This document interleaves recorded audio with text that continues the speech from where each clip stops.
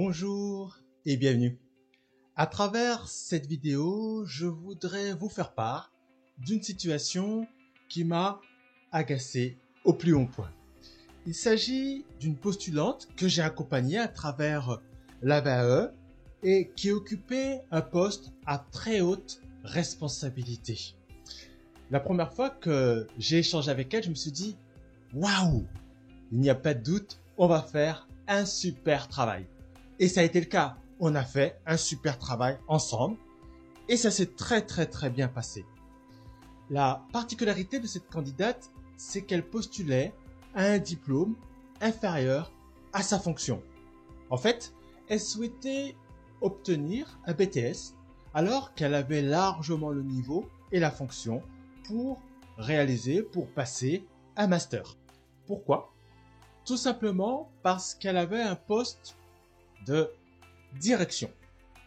Sur le principe, il n'y a pas de problème de vouloir passer un diplôme inférieur à sa fonction. Sauf que, si on y réfléchit bien, on pourrait se poser des questions. Pourquoi regarder derrière soi? Est-ce que c'est avancer que de passer un diplôme au-dessous de sa qualification réelle?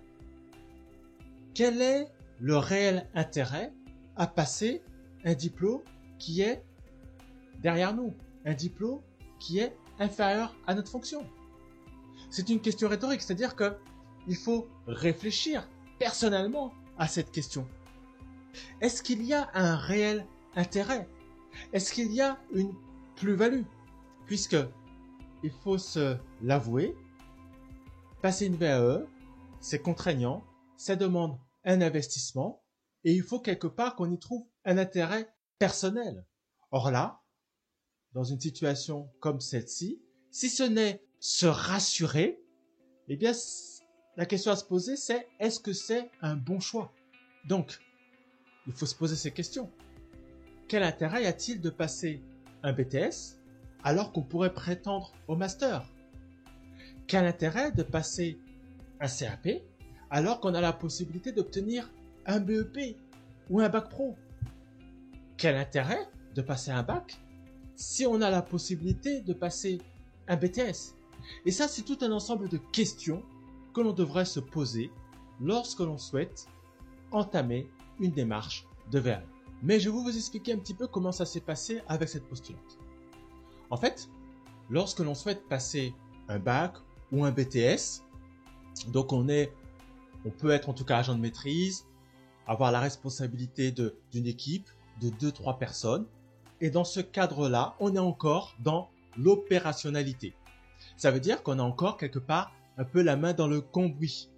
Or, sur des postes à plus forte valeur, comme ça peut être une licence, ça peut être un master, bien là on est plus amené à travailler sur l'organisation et sur la structure. Donc, quelqu'un qui est à ce niveau-là, est-ce qu'il est réellement au fait de ce qui se passe au-dessous? Mais peut-être que oui, si dans sa carrière, il a occupé ces postes-là.